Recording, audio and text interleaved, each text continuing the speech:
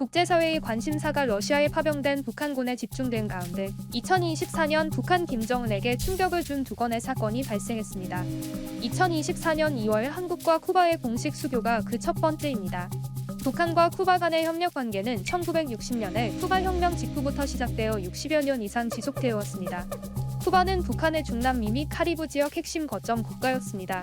특히 김정은이 한반도 두 개 국가론을 주장한 가운데 나온 한국-쿠바 수교 소식은 북한의 대외 정책에 큰 타격을 준 것이란 평가가 나옵니다.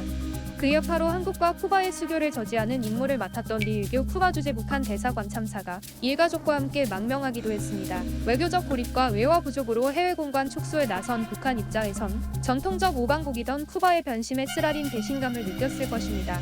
이런 가운데 2024년 말 발생한 바샤르 알아사드 정권의 몰락은 독재 체제의 취약성을 보여준 사건으로 북한 정권에도 큰 충격을 안겨준 것으로 보입니다. 북한 매체들이 알아사드 정권 붕괴에 아무런 보도를 하지 않은 채 침묵하는 것도 그들이 받은 충격의 여파가 그만큼 크다는 것을 의미합니다.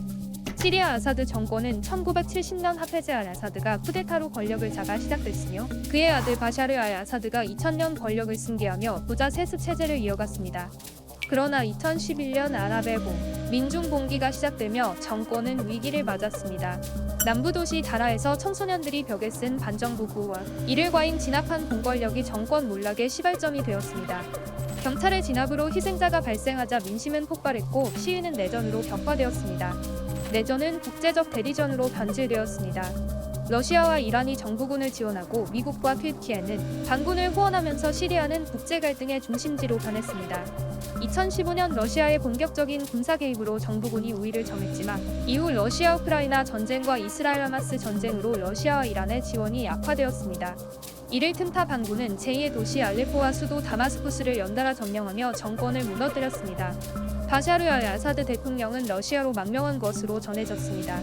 아랍의 봄 당시 대규모 반정부 시위를 벌이다 단기간 탄압을 받은 홈스 중심가 시계탑 광장에서는 주민들이 알아사드 대통령의 포스터를 뜯어내 짓밟고 불태웠습니다.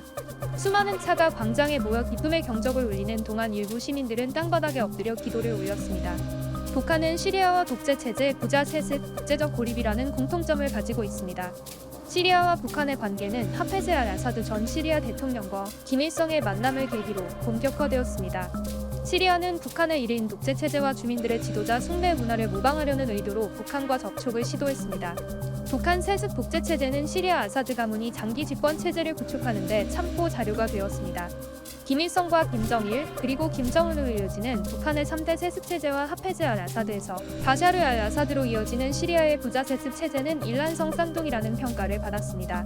특히 시리아와 북한은 과거부터 미사일, 화학무기, 핵기술 등 군사협력을 통해 긴밀한 관계를 유지해왔습니다. 이번 시리아 정권 붕괴는 북한 정권에 또 다른 위기감을 조성했을 것으로 보입니다. 북한은 시리아의 혼란과 정권 붕괴를 면밀히 관찰하며 비슷한 운명을 맞지 않기 위해 내부 통제를 더욱 강화하는 방향으로 나아가고 있습니다. 북한은 지난해 말 열린 노동당 8기 11차 전원회의에서 우리의 경찰청 격인 사회안전성 형사서국장을 노동당 중앙검사위원회 위원에 포함시켜 내부 통제 강화를 예고했습니다. 김정은 국무위원장에 대한 경호 강화와 북한군 내부의 분노와 반란 가능성 차단에도 고심할 것으로 보입니다. 앞서 북한은 1989년 루마니아 차우셰스쿠 대통령의 처형 사건 이후 독재 정권의 취약성을 인식하고 대응 체제를 강화한 사례가 있습니다. 북한군 출신들의 증언에 따르면 당시 루마니아 차우셰스쿠 처형에 충격받은 김일성과 김정일은 경호부대인 호위사령부 산하에 별도의 325 특수여단을 창설했습니다. 325 특수여단은 호위사령부 내에서도 최정예 부대로 평양 침투를 시도하는 적군을 막고 내부 쿠데타나 소요 사태를 신속히 진압하는 임무를 수행했다고 합니다. 이들은 평시에는 건설부대로 위장했지만 유사시에는 탱크와 포병, 정찰대 등으로 구성된 강력한 전투력을 발휘합니다. 하지만 아무리 강력한 군대와 경호부대를 갖고 있다고 해도 시리아 사태가 북한에 주는 교훈은 독재 체제가 영원할 수 없으며 독재의 독은 예기치 않은 곳에서 무너질 수 있다는 것입니다.